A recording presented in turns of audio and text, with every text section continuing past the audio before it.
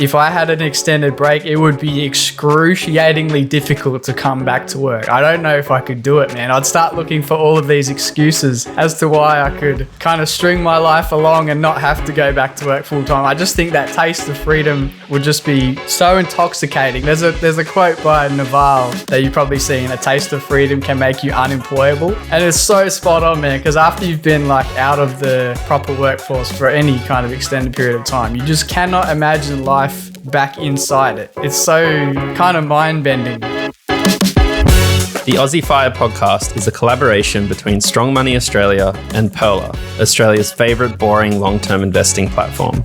Join our hosts, Dave from Strong Money Australia and Hayden from Pearler, as they discuss all things financial independence. At Aussie Fire, we're big fans of sharing experiences and talking about money. However, please note that any advice is general and does not consider your financial situation, needs, or objectives. Consider whether it's appropriate for you, and if in doubt, speak to a licensed financial advisor. Hello everyone, welcome to another episode of the Aussie Fire podcast. So in today's episode, it's actually been inspired by a listener's email. So someone reached out to us and they essentially told us that they took a year off work and they aren't actually sure if it was worth it, which is quite an interesting thing to say. It's not something that I've actually heard before from anyone else, but it got me thinking of this idea of taking mini retirements, which is essentially what this person did. So we thought we'd unpack the idea or the strategy of mini retirements and the related idea, I suppose, of taking a gap year, which is essentially what it is. And we'll kind of unpack when they might make sense, the benefits that can come from a strategy like that when you're on the FIRE journey, and then also potentially when it doesn't make sense, when you might just be better off kind of putting your head down and continuing on the path that you're on. And as part of that, we'll also explore whether we've considered it ourselves and whether there is some situations where we might actually be interested in taking a mini retirement. I mean, it's a little bit late for me, Hayden, but we can at least flesh out when it might be kind of an appealing strategy to each of us. What do you think? Yeah, looking forward to it. Yeah, it sounds like you're past the stage of mini retirements, Dave, with your fully fledged financial independence. But I'll be interested to unpack some, potential regrets you may or may not have had. I suppose I could take a mini retirement from the content stuff, right? So I could take a mini retirement from the Aussie Fire podcast for 12 months. Yeah, I don't think our listeners actually understand how much Dave spends his time sitting around wondering if he's working too much.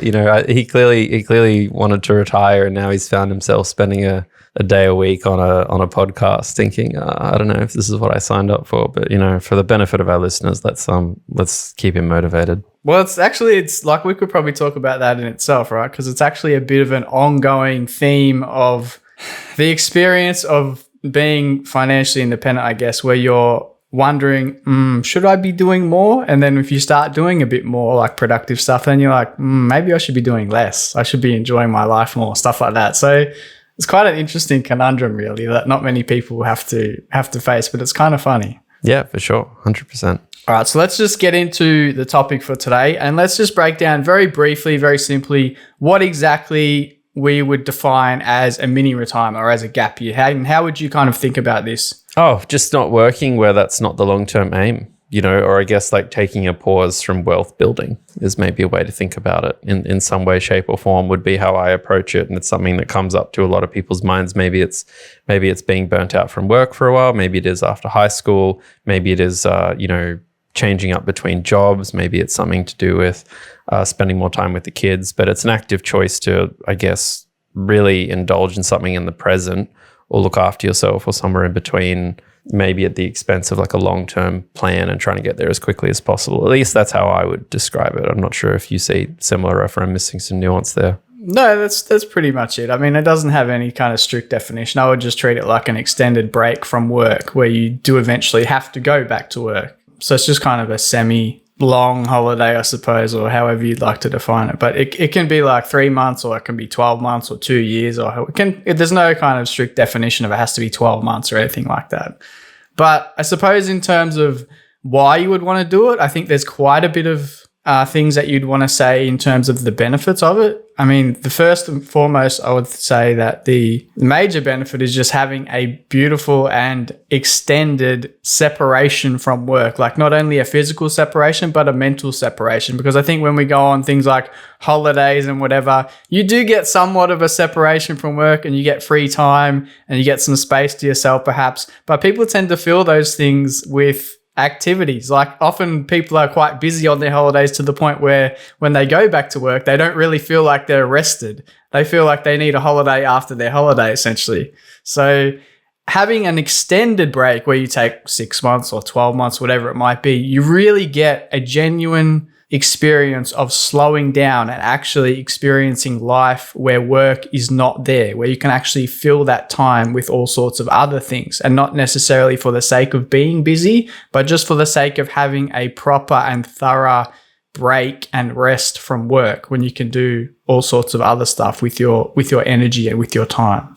I think you've outlined the benefits of it pretty well, Dave. I feel like a lot of people probably have an understanding that there's like a lot of awesome things that come from it, but then it comes at the expense, obviously, of, you know, some long-term prospect or goal you have. And I guess to me, this gets to the question of like, why would you do it? You know, like this toss up between a gap year or not, for instance, after high school.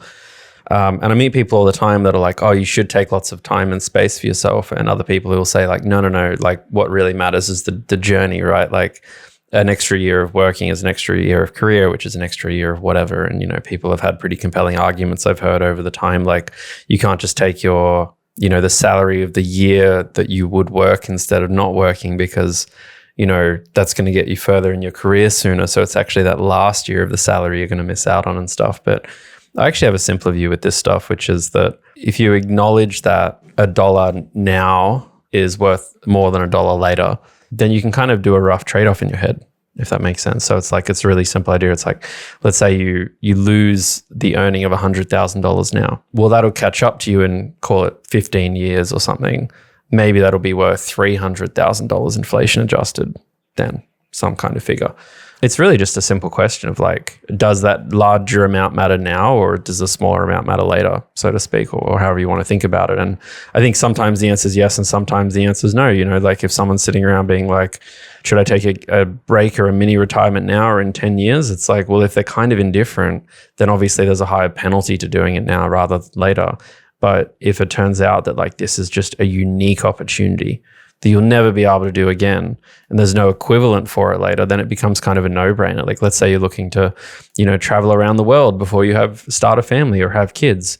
You can't really then do that easily for another 15 years, and then you're going to be, you know, materially older than you were. So it's like, sure, there's a penalty that comes with, you know, not earning an income now, but it's like the trade-off is way disproportionate to like the more minor penalty in the grand scheme of things. Yeah, that's kind of something I was going to piggyback off when you said about the money expansion over time, where 100 grand now might be 300 grand in the future. So the money, like it's not $1 today that you're giving up, it's more than that because of the growth of that money over time. But then you have to consider the time itself and the quality of that time. How important is that time to you now versus that time in the future? That time to you now might be worth 3 times more to you than the time in 15 years from now. So then does that become equivalent, right? Because the money is 3 times more valuable in the future, but the time is 3 times more valuable now. So you have to kind of take those two equations and kind of square them off together in your head. And so it's super interesting.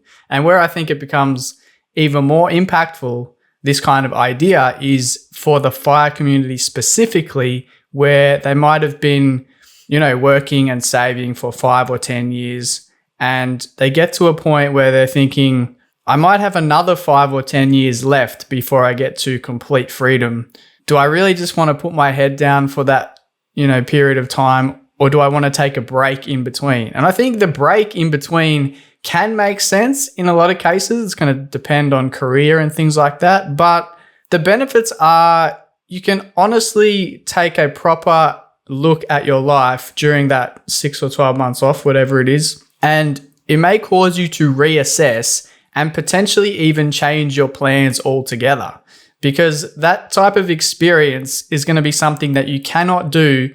You can't replicate having complete freedom even if it's for 6 months, you cannot replicate that in the workforce, that time and space and mental separation. You can't really do that any other way other than to have the experience of complete freedom, because that's going to let your mind wander. It's going to let you experience what it's like to have complete control over your weeks and where you decide to kind of put that time. And it's going to let you reflect on your life and your values and where you want to go. And you just can't easily replicate that in the kind of bubble of the workforce, because there's just too much going on. You don't really have the time. You don't really have the mental capacity to do it, because there's so many things on your mind on any given week. So I think that's important to consider as well. I think that makes a huge amount of sense, though. If I won't lie, there's actually this flip side I have with it, which is that I get really worried sometimes that taking extended breaks might make it very difficult to do the work again.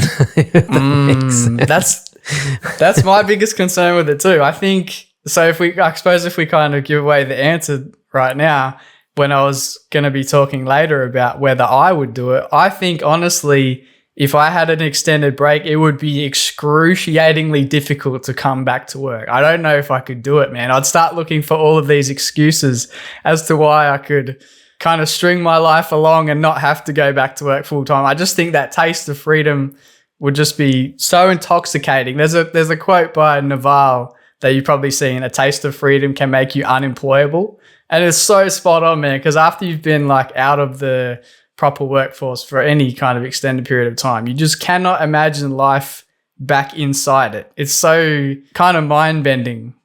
Yeah, no, I get that. I have a couple things on that. One is people over the course of my life, particularly my 20s, have said to me a lot. They've been like, "Oh, Hayden, what's your trick to working so hard?"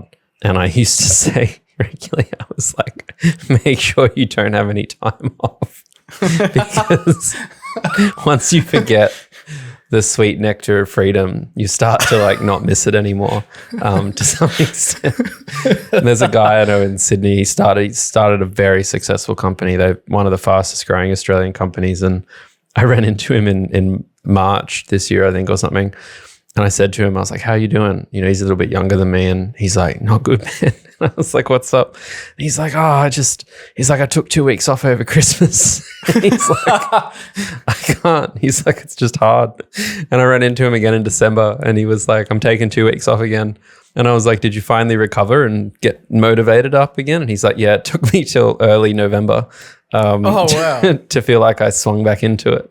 No, I mean, I'm not obviously encouraging, we have a lot of listeners. I'm not encouraging people to not take breaks and stuff. It's more like there is a dark side to, indulging as much as there is like a perspective side.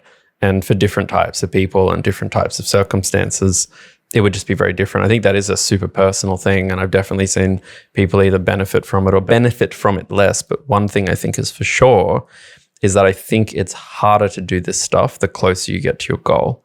Because I think the closer you get to your goal, the easier it is the harder it is, I guess I should say, to go back to what you were doing with like a great sense of purpose. So if, you're 19 or 20 and you have just enough money to take a year off and pursue your passions, for instance, I reckon you'd come back from that with a burning desire to work hard and be able to get to that point in the future. Whereas, yeah, if you're a lot closer to your goal, it's kind of problematic. And I heard this story. It's a bit of like a startup joke story from someone once. I can't remember the exact figure, but it was something like, you might appreciate this, Dave. There was some guy who made a company and sold it for like $1 million. I might have mentioned this in another podcast episode, but he told someone that he sold it for $1 million and the other person was like, "Wow, that's really cool." And the third guy who was in the room was like, "Wow, that sucks." And yeah, the guy who made all that money was like, why? Like a little bit like, it's like, why would you be mean about that? And he said a quote I never stopped thinking about, which is, he was like, "You're too poor to retire and too rich to work again." And I think about that a lot in terms of like, it is very difficult as you get closer to your goal, when achieving your goal requires a lot of difficult things or hard work for you to then get back into it, because you just, the relative returns of each amount of effort are less. And I've been thinking about this a lot recently, Dave, as I realized my income's been when my income's somewhat similar, every single day, it's like each hour I work matters less. So it's like just logically, because like if you've got a goal in mind, you're already like proportionally closer to your goal every day you work. And then it's like, so work just is going to logically get harder to do if it's difficult, because the impact per unit hour is like, as a percentage, less. And there's a lot of motivational things there. So anyway, that was just a bit of an anecdotal way of me saying, like, I think if you want to get the taste of freedom like Dave's talking about, which I think is a good idea a lot of the time, I would just do it early. I wouldn't tease yourself when you have a bit more capacity to kind of give up with less consequences. I don't remember you telling that story before, mate, but it's actually quite interesting. I just wanted to circle back to this idea of taking time off when you're young, because it's quite interesting. I only just realized as we're having this conversation that I inadvertently did that when I believe it was 19. It was 19, just before I started my fire journey in earnest, essentially. So I read about this in my first book, where I talk about this time where I got fired from my job because I had this terrible experience at work and just put me off work altogether. Kind of had this epiphany of being like, I have to be in some sort of different situation in the future. Like, I can't just be beholden to this job and some shit boss that's going to treat me like garbage. So I end up getting fired from that job. And then I had 3 months off over summer. And I had so much fun, and I had the best time of this, just 3 months of complete freedom. And I was able to live on my savings because I had been saving. And from that experience, exactly what you said before is exactly what happened to me.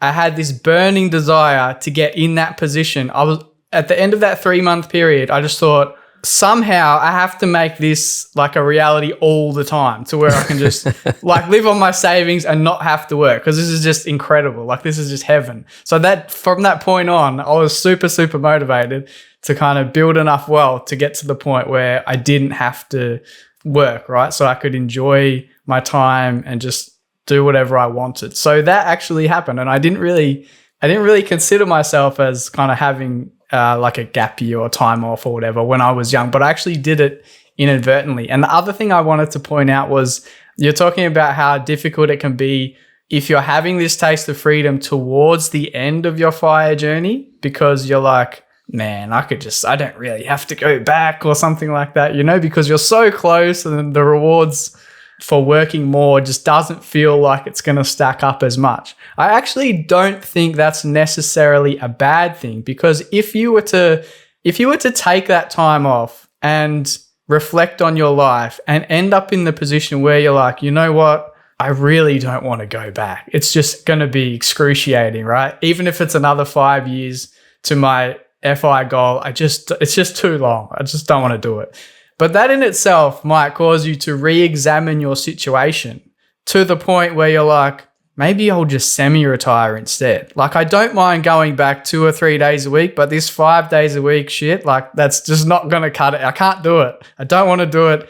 So then the people might re-examine their goal to the point where they're like, maybe semi-retirement is the better option for me. And maybe I can actually do it now because I'm, past halfway to my goal or whatever. So that wouldn't necessarily be a bad thing, because they've had the space and the time to reflect and realized, I don't like the full FI goal. It will happen eventually, even if I semi-retire. So if I delay that a bit, that's not really a problem. But in the meantime, I get to have a more enjoyable life. And maybe instead of working another 5 years full-time, I have to work another 8 years part-time or whatever, maybe 10 years.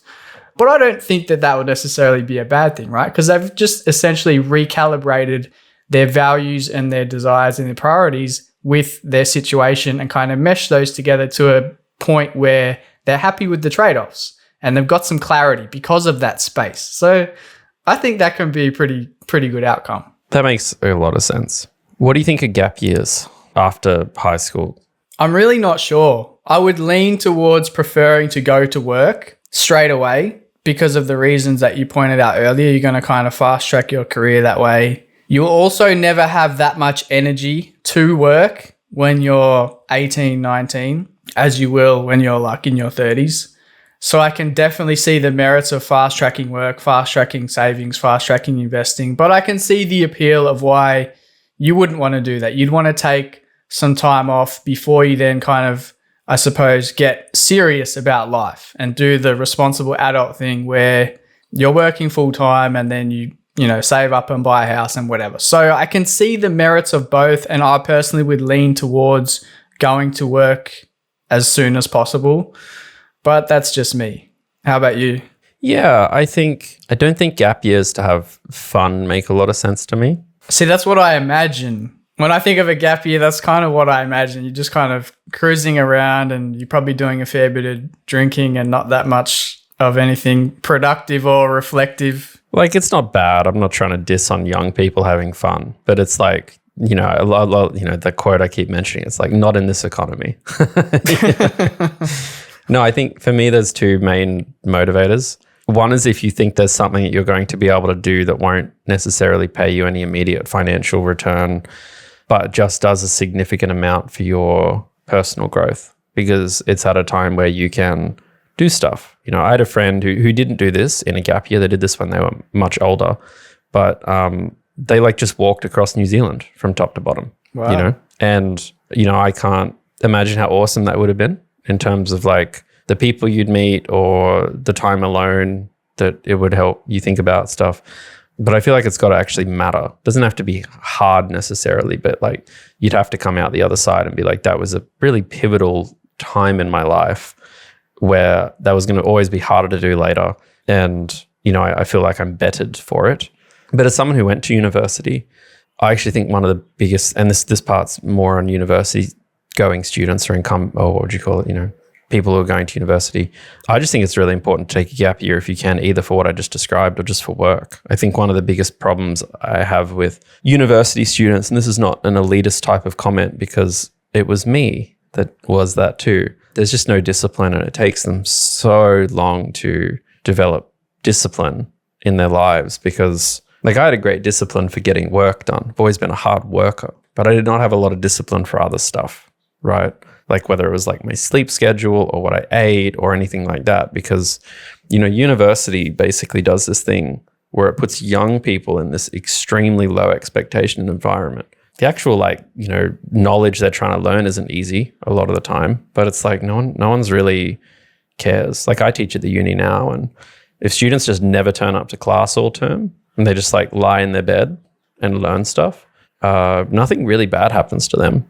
And I think that's just a really difficult thing to do as a young person, because it's a really great way to kind of wake up in your late 20s and realize that you haven't developed the skills that just come from being out there in the world. So I think it's a really useful thing if you're someone who's going to university to 100%, if it's possible, to take a year off and to ideally do some kind of work, because it's also a really high chance that the work you're going to do in a gap year is not going to be anywhere near the level of work that you think you'll be able to do when you finish university, which is also just another powerful motivator, really, to be like, wow, that job, one of the hardest working people I've ever met took a gap year, traveled for 6 months. Then I think they worked 6 months as an orderly in a hospital down in Tasmania and just carried patients around, and genuinely haven't met one of the most driven people I've ever met. And it's because they kind of know what work is.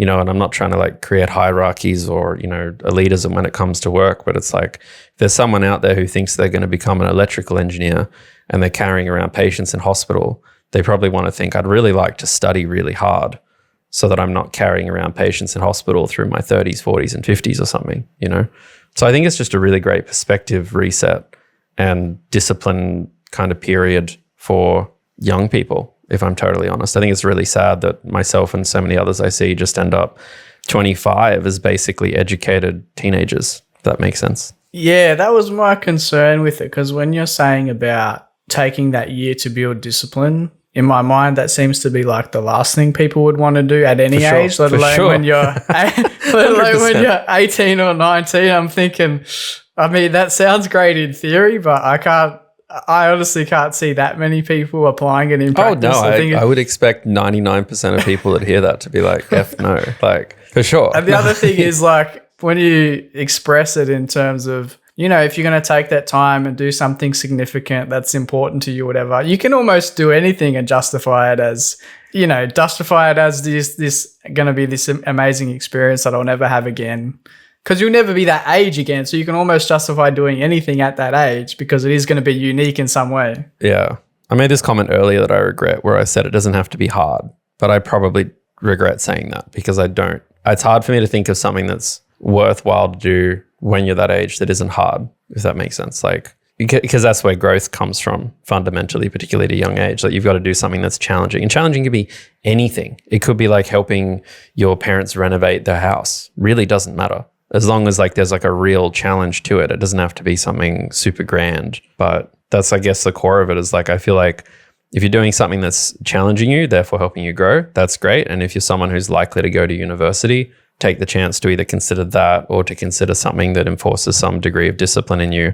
Because I actually think it will pay off. Like, I think if someone's like, I don't want to have a gap year because I want to get to uni sooner and graduate sooner, I would have an exceptionally high degree of confidence that 1 year of just like some kind of working on your feet will make you richer over a 10-year period because of the person that it will turn you into, if that makes sense. Yeah, I can see that. I think that does make sense. I suppose if we pivot it to people that are older, more in the fire community, potentially in their 30s and 40s, who are more in line with taking a mini retirement, let's say, how would you frame it in terms of, do you think that there would be a right way, not a right way, but do you think that there would be an ideal way to use that 12 months or 6 months that they have off if they're in the middle of their journey, let's say? How would you think about that? It's hard for me to think about what to do generally. I think, I'm 32, so if I think about it for myself, like what would I do? I'd probably just try and leave a pretty blank canvas, to be honest, because I kind of know what would happen. It's like the first couple of weeks, you just can't switch off. Okay, well then you'd start to switch off. But then as you'd switch off all the work parts of your brain, I'd probably end up being like, now it's time to catch up on a bunch of stuff, Like, I've been really meaning to install that thing in the garage, or been really meaning to get that oven replaced or something like this. And I'd probably end up doing that for a few months anyway. And in a way, it'd nearly be like my brain is trying to clean itself out to some extent. Yeah. And at some point, I reckon in 3 to 9 months, I'd eventually just kind of be like, after that, anything else I'm doing is just probably my most bare bones natural state. So I don't really have a plan. I'd mostly just trying to be giving myself time to get to that point and then see how I feel then. Because I 100% don't think that, and I think it's great you mentioned 12 months, because I'd have a really strong guess that for the first 6 months, I wouldn't really learn anything about how I feel about not working, if that makes sense. Maybe 3, but 3 to 9 months, call it that. Yeah, as we're talking about it, I'm thinking if you were to take a break and it was 3 months, 3 months is not really that long at all. You'd be thinking about, I've got to go back to work. You'd be thinking about, how am I going to get, what am I going to really experience in 3 months? I mean, you could cram a bunch of stuff in there, but that almost defeats the purpose. Because the whole idea, to me, the whole benefit would be just having a monstrous amount of space between the last day of work that you experience and the next day of work, which is not, I think 12 months is like a perfect amount, to be honest. So to me, that having that blank canvas, like you said, and having just pure unaffected space to then reflect on your life and catch up on all those different things, and then spend it doing maybe a little bit of travel and a little bit of, hobbies and different things like that. And really kind of, in a sense, you're kind of going to learn about yourself, and you're kind of going to be able to reflect on your life and really do a bit of, I guess, soul searching and figure out how you would like to moving forward after that 12-month period is finished. And like, if I give you an example, Dave, I think I'm quite a clean freak deep down.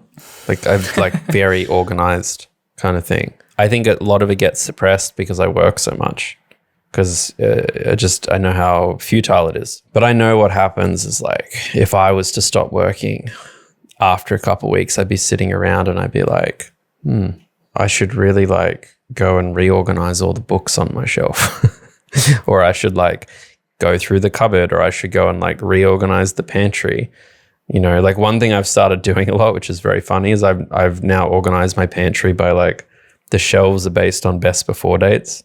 So that I make sure I like eat food in the right order, because I had a really bad knack of like buying something I like a really nice salsa.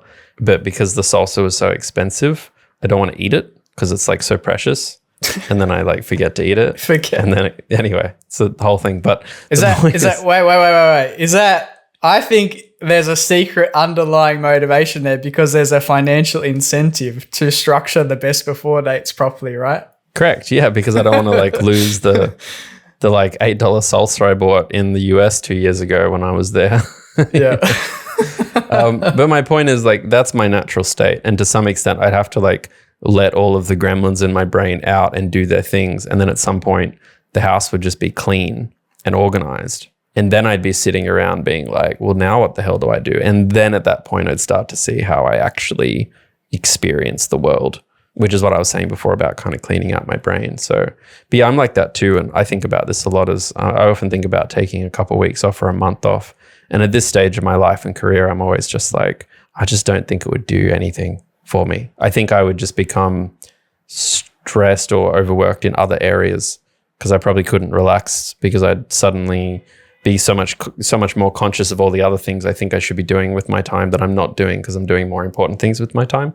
So in this sense, there's no real point to this, maybe except for me to say like, you know, if anything, I'd be a big fan of people, instead of taking 6 weeks, 4 or 6 week holidays a year, just take like 1 or 2 week holidays, enough to recharge, or lots of long weekends. And then every like 3 or 4 years, see if you can cobble together enough to take like a good, 3 to 6 months off, if your job allows it. I don't want to say that kind of, someone just being like, yes, just take 6 months off work. I know that like there's lots of people and types of works where that's just not feasible as well. But yeah, that's the answer to the 30 or 40 thing. I would have no plans as to what to do with the time. I would just try and make sure that I'm giving myself a lot of time. Yeah, I would take that approach as well. That's exactly what I did. And interestingly enough, you mentioned about cleaning out the cupboards and kind of getting rid of a whole bunch of stuff in the house and cleaning things. That's exactly what we did within the first couple of months of the house. We'd like cleaned out all our cupboards and like given away a whole bunch of like old clothes and like cleaned out, all your Tupperware is and cleaned out all the porcelain and things and figured out what you need and what you don't need. So you kind of do like a massive spring clean of not only that, but like your entire life in general, essentially. So that's definitely something that happens. But I wanted to kind of pivot to this idea of the whole concept of mini retirements is somewhat new, right? I don't think people in previous generations really thought about it or did it as much. And I'm thinking there's probably a few reasons behind it. I'd be curious to get your thoughts, but I'm thinking it's partly because there's a decent number of people, right, who are in a good financial position to do so. So there's that. I also think it's partly reflective of the changing career and work environment to the point where people wouldn't just have one job for 40 years. Now there's some crazy stat that people are going to have like 15 to 20 jobs over the course of their lives or something. Young people now are that's going to be the expected outcome for people now. And then also maybe there's some potential, I don't know if it's impatience. If you're in the fire community and you're like, okay, there's another 10 years to go. I've been doing this for 5 or 7 years. Maybe I'll take a break now and it'll kind of recharge me and motivate me for the rest of the way. And it could. I do think that for some people, they will find the year off to be hyper motivating, kind of like my 3 months off when I was younger. But I definitely don't think that that's everyone. I think that there will be a decent portion of people, like you said, Hayden, where they're going to really struggle. And then that time off is just going to be so painful when they have to go back to work again because they're going to enjoy it so much. It's going to be kind of, intoxicating in a way. So I think there's that as well. And maybe even potentially because you just see so many more stories of people traveling, people experiencing different things, and social media, I guess people sharing more stories and sharing more things about their life. So it becomes an idea in people's heads more so than potentially 20 years ago, 30 years ago, things like that. So I think there's a whole combination of factors that's kind of driving this idea. I don't think massive numbers of people do it, but it definitely does seem to be more common than in the past. Do you have a take on that? I think there's lots of things I could list. I haven't really thought about this before. I'm sure I'll have some more consolidated thoughts on this over time. But if I just shoot past some of the initial things, it would be, like a reduced amount of employer-employee loyalty, long-term employment would have a big effect for sure.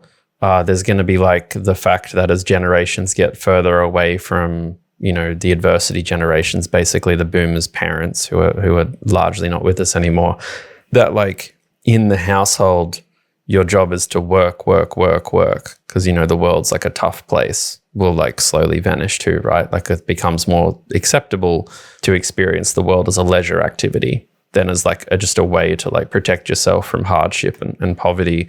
I think there's a big thing with millennials, where I think millennials, which for people listening right now in 2026, I guess, are basically people who were born between 82 and 96. So that's people who are about 30 to 45 broadly. They started the travel as a form of self-actualization. I've been kind of joking to people a lot about, millennials got really big into self-actualization, I think, in a lot of ways, and then travel became a huge part of that, right? Like if I think back to like high school, the ultimate version of a millennial who was like made peace with the world was them backpacking through Peru, or something like this. That's like a famous example. Yeah. Yeah, and it's like, so I think, that means that they're quite driven for that, whereas like, self-actualization, I'm sure in periods before that, was having a really nice lounge or a nice house or a backyard, or like the barbecue at Christmas where you could host the family.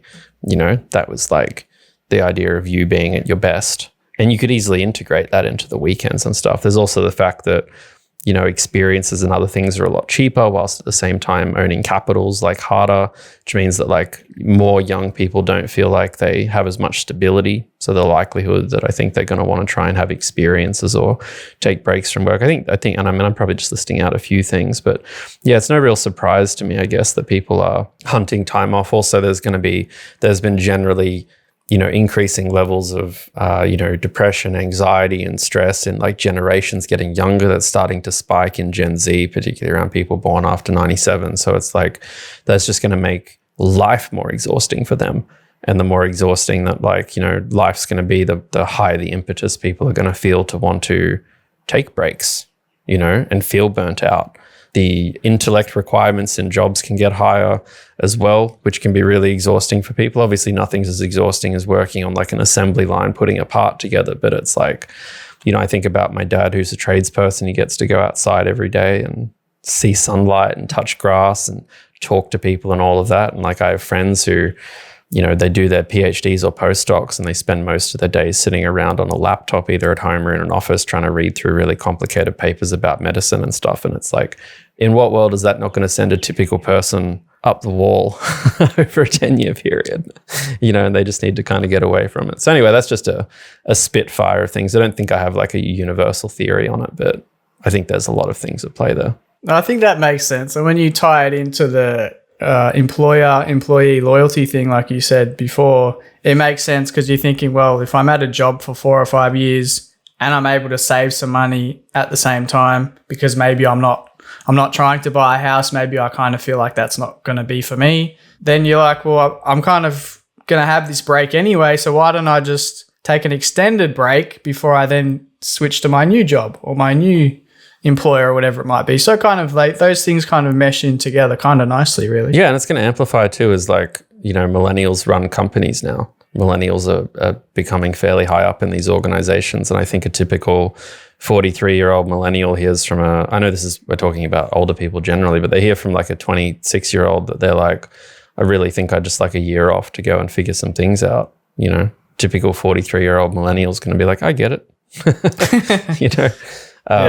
So yeah, lots of trickle down stuff. All right, so that all sounds pretty good to me, mate. We've spoken a lot about the positive attributes of taking a mini retirement or a gap year, but surely there has to be some downsides. I mean, surely everything has its own opposite, right? So what would be the potential negative implications other than obviously the slowing down of compounding, which we kind of mentioned earlier? What are the drawbacks you could imagine with this kind of a strategy?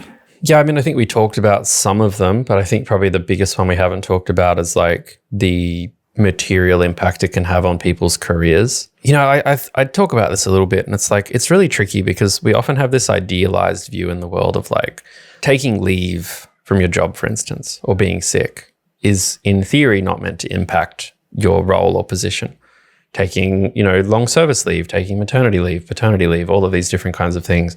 But the reality is, and I get to spend a lot of my life now with employers, I guess, is how I think about it. And the reality is it does impact, not necessarily that, whether you're going to get employed or something like that. But, I remember reading this stat once. I don't remember the stat. I'm going to butcher it. But the gist of it's there is something like, if you work 10% harder than everyone else, you have an 80% chance of getting promoted or something like this, Like there's a very, like it really is like in an organization, it really is like the people just at the top performing end who people get really like, wow, they're so dependable, they're so reliable, they can go do all of this. And that's where a lot of the benefits can get concentrated. So I think there's always a risk that just in the vagueness of, impressions, how people can kind of perceive someone who, wanted to take time off like that as opposed to that person who, and I'm not saying that this is a reason not to do it, to be clear, it's just an element that I think you need to take into account.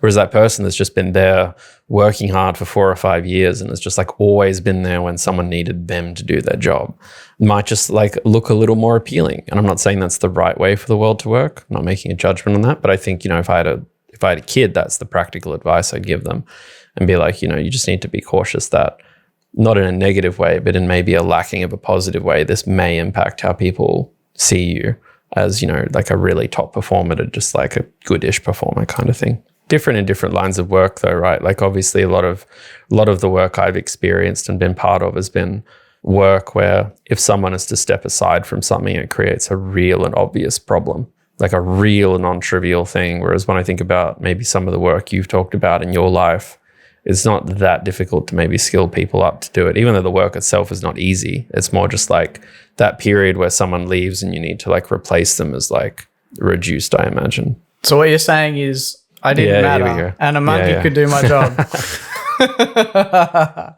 No, you're right though. It's a valid point. Like every workplace has got different requirements. There's a difference between the difficulty of the job and the difficulty of preparing people for the job, right? Like you can have a job that's like not hard to do, but requires a lot of prep, I guess. No, I think that's fair. I think I suppose just to add on to that, it could be the case where you've got someone in the fire community who has been working their job for 10 years. They've saved up and invested a decent amount of money. And then they get to the point where they're like, you know what, I've probably got 5 more years to go till I'm financially independent. Let me take 12 months off. And because there's only 5 more years to go, I'm sure I could get another somewhat close to similar to my current job when I get back. So let me just cut ties with that employer and then have my 12 months off and then come back. So you could return to a job market that is vastly different to the one that you're leaving, right? Because things, the economy could have a pretty nasty downturn to the point where it could be difficult to replace your previous income. And that may or may not matter depending on how tight your finances are or how strong your finances are in that particular case. But it is something to keep in mind. I mean, you will be living on your savings and investments, so you could probably just continue doing that until you can pick up a role that's suitable, but probably good to be aware of it as well. And the other downsides that I could imagine is, we kind of touched on it before, but this idea of how you're going to use your time. I think it could be the case where, especially the person that's emailed us, which prompted this episode and said, I'm not sure if it was a good idea. I think it's potentially the case that they have more or less just kind of meandered along during those 12 months and didn't really do anything. Maybe they spent a bit too much time watching Netflix or just not doing a whole lot. So depending on the person, you may just kind of drift for 12 months and not really have any meaningful, I guess, personal growth to show from it. And not that you need to be out striving super hard and trying to achieve this personal growth on your time off. But if you don't put in some sort of effort to use that time productively, that doesn't have to be work, obviously, but there is a real risk that you end up not really getting much out of that time off, apart from being obviously completely refreshed and recharged to go back to work. So that's something to keep in mind, because one funny thing that I noticed is that I had a meetup recently and I spoke to someone who took, I think it was 9 months off, and they said basically that time management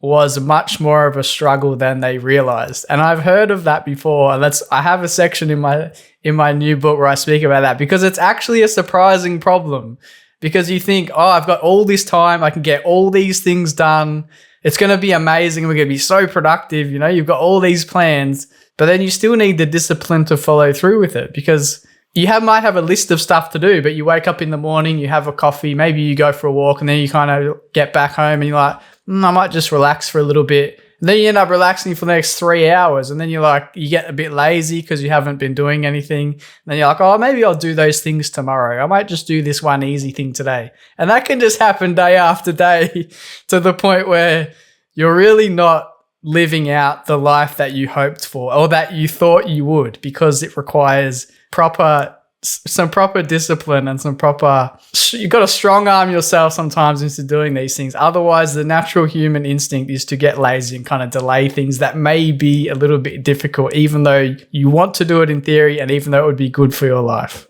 I mean, pressure on people is what drives them to improve their intellect and discipline and management skills. So it's completely intuitive that will fade. I mean, all of those the high functioning skills we have are muscles that we train.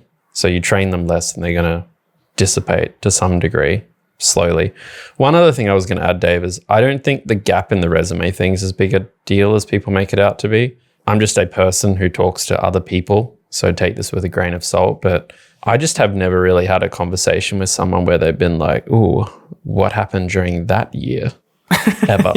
Ever. Yeah. I think the conversations I have with people are like, there's lots of critical things I've talked about with resumes before. But man, if I saw someone who'd gone and gotten a job for 18 months and then changed jobs and gotten 6 jobs in 10 years, I would be like way more like, what's going on there than I would if they just like had a 4-year job and then 2 years of nothing and then a 4-year job. So I think I've heard that a lot in, people like, you don't want to have to explain a gap in your resume. I don't think it's ever been a thing in the world I've seen, which is obviously a subset of the broader world. So I think that's not worth getting too caught up on professionally. I think that's pretty... Maybe it used to be more of a thing because this idea was far less common. Yeah, and work was more stable. And there was probably it was a lot easier to, I imagine, some work. Depends on the period. There were periods where work wasn't easy to get, but yeah. I don't know. I think maybe there was a greater impression that if you weren't working, there was something wrong with you. Yeah, I think that is the case actually. So is there, just as we round off this episode, is there a situation that you can imagine where a mini retirement would be for you or would align with, it would make sense to you? Yes. And I would describe it as, let's say that taking 1 year off now will in financial terms cost me 3 years and 20 years. Keep it really simple. Because then it's 1 year off now or 3 extra years off earlier in 20 years. It's really simple. Does the 1 year off now sound better? Is what I learned from it better? Is how it manages my mental health better? Is what I can do with it so unique that I can't do? And if the answer to that is yes, then I do it. And if the answer to that is no, then like sometimes I sit around being like, man, I'd love to just go and like camp in Iceland for a year and have fun. But then I'm like, you know what? That's not worth like I can just camp in Iceland in 20 years if I really want to. It's just not worth it. So I think for me, it's that simple. So yeah, tons of scenarios where I do that. Countless. It's just that would be the question that I'd be asking myself every single time. What about you? I honestly couldn't really imagine it. It would feel like I'm just delaying what I really want, which is complete freedom. Like we said before, the taste of it was just, it might even annoy me more than anything because I'm not going to want to go back. But if I'm forced to try and think of a scenario where I would do it, it would have to be where I'm very seriously considering the idea of semi-retirement. And so I want that time off to potentially test a part-time job without actually committing to semi-retirement, right? So I could try and work a way where I'm testing it without really taking that much of a risk. And then I can get the complete picture of, yes, semi-retirement, that kind of lifestyle is going to be for me, or no, let me go back to full-time work and let me plug away for another 5 years and then I get what I really want. The only other scenario where those numbers are kind of the same is if you were going to take your semi-retirement level money, which I kind of consider like 50% of your FI goal, something like that. This is kind of an arbitrary benchmark that I make up in my mind. If you're going to try and use that money and instead go and live overseas, like in some low-cost countries, right, where that money would be the same. So you could test that scenario as well over like a 6-month period to where you're like, okay, I definitely want to do this, or no, let me go back and let me work full-time till I've got enough to live my, fully free life in Australia or whatever. So those are the only 2 scenarios where I could imagine that it would be really appealing.